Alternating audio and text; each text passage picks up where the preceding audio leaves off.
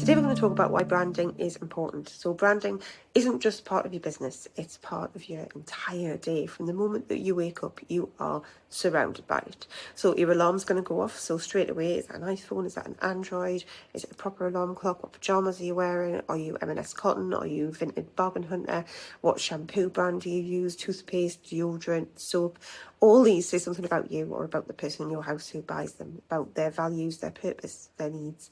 There's skincare, there's makeup, there's perfume, there's hair products, just so many brands. And then you're going to get dressed in whatever brand of clothes you wear, which also says something about you. So that could be about fast fashion, slow fashion, the environment, second-hand, long-lasting clothes, good quality clothes, the colours, the materials, everything adds up to the story of you and the story of the brands that you choose. You might dress a certain way because that's what your brand is, what you're known for, what makes you feel like you. I wear chunky necklaces most of the time because that feels like me. You're going to make your brand of tea or coffee, and whatever way you do that. I like to grind my beans and put it in a V60 and drink it intentionally black. When you eat whatever you eat, which could be anything, it could be a fair trade banana, it could be frozen berries, your brand of bread, yogurt, cereal. Did you make your bread or buy it in? Is it from a supermarket or a farm shop? So all these different things that add up, loads of decisions. If brands influence your choices so early in the day, imagine the power your brand could have in someone else's. When you think about all those brands, what made you choose them? Were they the best price on the shelf with your Nectar card, or do you know the person who makes your moisturiser and believe in what they're doing? Or perhaps you want the natural route, or you like to buy in results, or both. I like both.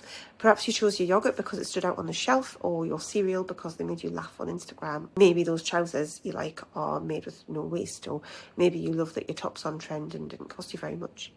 There's something that happens that makes you choose these brands. Sometimes it's easy to say what it is, and sometimes you aren't so sure, but sometimes you're drawn to them. Where you have loyalty to a brand, there'll be a reason. So maybe your gran always bought Fairy Liquid and now you do too, or your mum swore by Nivea and now you can't imagine using anything else. It might be brand loyalty passed down from your childhood, or from your own testing, finding something that works and sticking to it, trying lots of different things. Or it could be that seeing the brand over and over again, you're able to make a connection and you feel a pull to them. I'm sure you can think of something where that has happened for you in the last few months. This works with big companies selling toothpaste, deodorant, food, clothes, thinking of like Apple, Colgate, Innocent Drinks. It works for the handmade jewellery brand that you follow on Instagram that sends you thank you notes in the parcel. It works for the copywriter whose tone of voice sounds like your friend. It works for the coach who shows up with infectious joy. And it works for you too.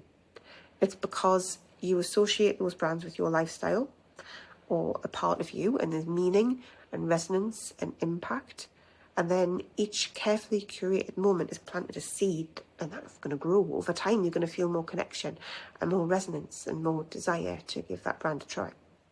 Your brand is the things that people think, feel, say, and remember about your business. So when you think of all those brands that you encounter in your morning, what do you think, feel, say, and remember about them?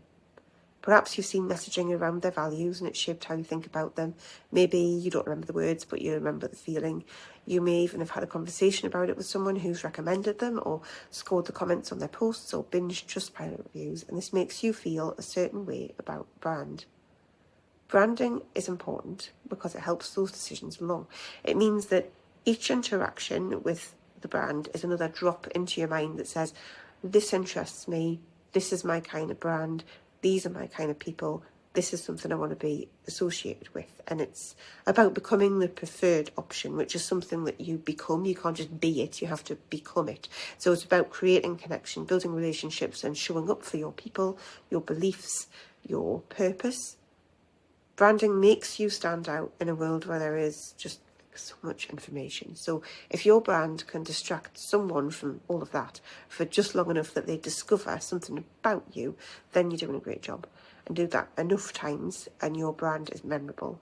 Keep going, and the ultimate goal will be the result that you're looking for, which is usually a purchase or a donation. Branding is important because as the business owner, it gives you clarity. It helps you to hone down what you're all about. It makes decision-making easier. It gives you stronger messaging, better ideas. It helps you to communicate with the right people in the right way. It gives you focus, and it helps you to be more intentional. Branding seeps into every aspect of your business. It goes beyond your logo. It's about consistency with your visuals, and it's also about consistency with how you do things within your business, the behaviours in your business. So your visuals and your business need to complement each other, not feel miles apart. In the film Singing in the Rain, it turns out that Lena Lamont has a voice which doesn't match people's expectations, and that's a really huge surprise for the audience, and then their trust is shattered. It's like booking a luxury sounding holiday home and turning up to mismatched towels and a dirty fridge, and it's just not what you expected, and the trust is broken. Your voice needs to match your visuals, your business needs to deliver what it says it can do, and your brand is about managing those expectations and supporting what you do. And it's also about supporting you to get where you want to be, so reaching the goals that you have for your business. So to do that, you're going to need to create a plan, and your brand strategy needs to be part of that plan, knowing what you stand for then, so that you can be that now, knowing where you're headed and solidifying that.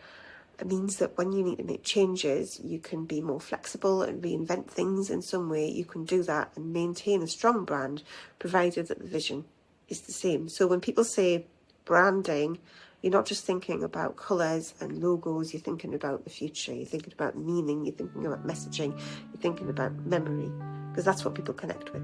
That's what's important about branding. It isn't just for the big companies and the pretty packaging. It's the invisible thread that ties everything in your business together. It shapes how people see you, how they connect with you, and why they choose you. So when done with intention, branding becomes a powerful tool to build your trust, express your values, and move your business in the direction that you want it to go.